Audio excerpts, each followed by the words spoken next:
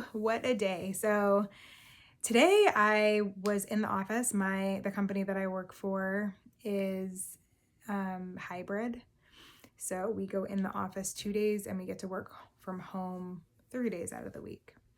And yesterday I had pretty decent energy. I was able to get my pole day in, and then today I just took it up as a active rest day.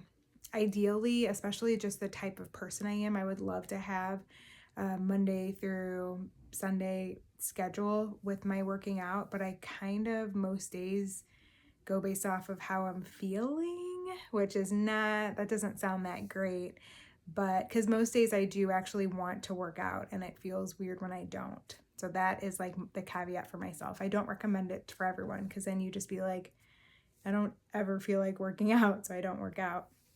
That's not the case for me. It actually is a great stress reliever. I feel like I've accomplished something huge in the day. I love the results of lifting. And yeah, for those reasons, it just makes me feel amazing. I also really like getting PRs at this point, which is like setting a new personal record. I used to hear PR all the time and I was like, what does that mean? If you know me, you know, sometimes it takes a little bit for your girl to catch on. So anyway, I enjoy getting PRs pretty much every time I lift, and that's where progressive overload comes in, when you can do a little bit more each time, whether it's adding an extra rep in or increasing your weights altogether. So as I was mentioning, so today's an active rest day. So what does that mean? I'm still very active. I'm getting my 12,000 steps in, and then just following everything else, getting my water in.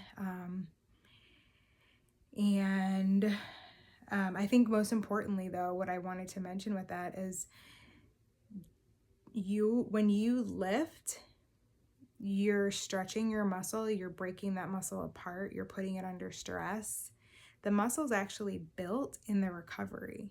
So it's so important to have those off days and those rest days where you're really not doing too much. Also imagine, like, once you start working out and working smarter, not harder, then, or I guess I should say smarter and harder, but because you're lifting and you're putting in a lot of work, right, for that short period of time. Lift days, they typically take between like 30 and maybe an hour. If I'm, in the middle of also doing something else or interrupted, especially when I'm at home, when I'm in the gym, it goes by much faster. But yeah, you're working hard during those lifts, but you really ideally can do that twice a week, 2 full body days. I would say between minimum 7 exercises, 6 or 7 exercises, maximum 10.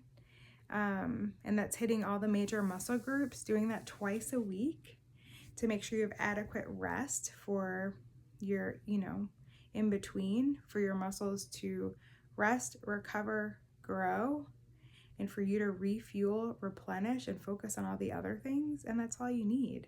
And then you can do one of two things. I'm sure that you've seen it if you have pay attention to anything fitness related. They're saying now, like, oh, you don't actually have to get your 10K steps or 12K steps. I personally love that. I think it's just good to just stay active and keep moving. And then you can also multitask and do so many things. And there's other rewards like getting outside, walking and talking, walking and having a meeting, walking your dog, or taking a walk with the kids. But another alternative to that is to do your Norwegian 4x4s or some HIIT and cardio in that way. And that just really increases your heart rate up super high. So you would work really, really hard for 45 seconds to a minute, and then you rest, bring your heart rate down back to baseline, and then you do it again for another like 45 seconds to a minute of super hard work. Do that 4 to 6 times and you're golden. Do that once a week to just work your heart. And then anything else that you do should be really within moderation, whether it's playing a sport, running, biking. anything like that. I wouldn't say you want to do something like that every day or even 3 times a week, maybe once or twice. And that's really all that you need. I think a lot of people think that you get a gym membership and, oh, I got to be in here 5 days a week or every day from, before work or every day after work. No, it doesn't have to be that rigorous if you're working out in the right way. If you're doing a lot of cardio, you're just exhausting yourself and you're not going to get the results that you want because you're not really building muscle. You're working your heart, so that's great. But in order to build muscle, grow muscle, build the muscle, and then maintain it as we age, then that's where strength training comes in. So your girl does think, if you've watched a previous video of mine, I have a great debate with one of my sisters who is also, she's a certified personal trainer and has done all the things as well. She doesn't think that you have to lift weights in order to be healthy. I disagree. She's also a lot younger than me. I think once you hit like 30, 40 and you realize that your metabolism doesn't work the same, that you pick up weight a lot faster, your hormones are starting to change, you're starting to get aches and pains from from not lifting weights, then that's where you'll notice a difference. So when she gets older, we're actually 12 years apart. So when she gets to my age, we'll revisit that conversation and see if what she thinks has changed. But yeah, so just enjoying today.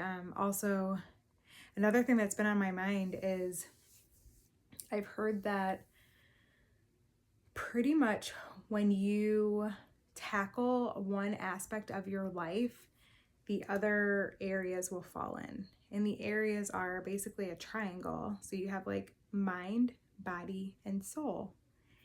And I just think it's interesting. When I heard that, I just started therapy. So I was going through a lot of family issues and having a hard time with the relationships. I feel like I hate to even throw this in the mix and to put this out there, but it's my truth, is that there's a lot of narcissism that runs in my family. So people who are key people in my life, and as an empath and a people pleaser, I learned the hard way how to navigate all of that. And anyway, in dealing with that, I sought out a therapist. And I've been in therapy ever since, and that was 4 years ago now. And in doing that, it led me to grow so much as far as boundaries and being more peaceful and calm, and the way I think about things, the way I operate, that this is my life, my world, and I'm, have the say in how things go. And from dealing with the mental aspect of it, mind, I also started meditating. Then I went into body, and that's where I've been diving into. It just kind of fell into my lap, like it's where these light bulbs are going off. But now I've been working on my body, nutrition-wise, health-wise, fitness. And I think next it's time for me to really tackle my soul.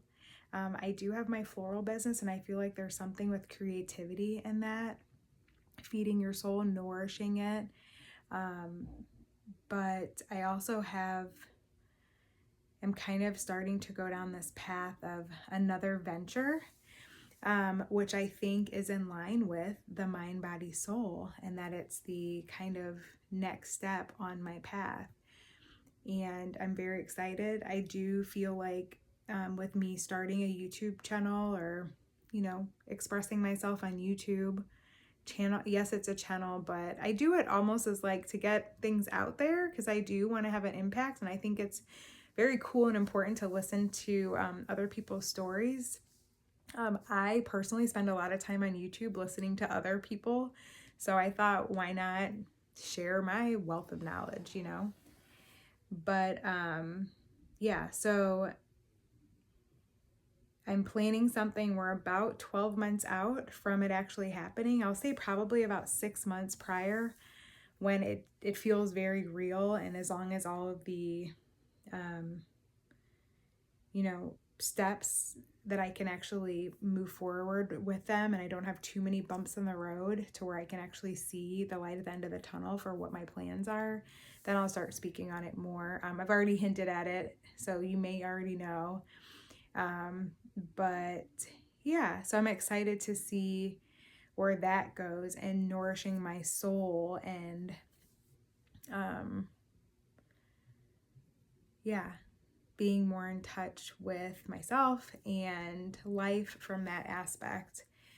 But it is interesting on this journey how they all work hand in hand, and how we can grow and learn so much and really have a different perspective and love and appreciation for life itself when you get in and do the work and stop living surface level on things and all the BS, especially that we have here in the United States, all of the distractions that are out there.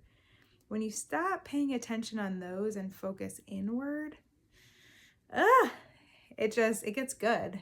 And life is it's so different now. So I encourage you to, I don't know, see where you might have room for growth. Maybe it's not fitness just yet. Maybe you need to nourish your soul or your mind before you can get to tackling some challenges with your body. But yeah, that's all I've got for you today. Make sure to like, comment, please, if you have anything that you'd like to hear me talk about. Again, I'm not a doctor. I'm a certified group fitness instructor. I'm a fitness enthusiast, and I am just so excited about my journey in all things fitness and wellness that I want to share that with you. But yeah, alrighty, I'll see you tomorrow.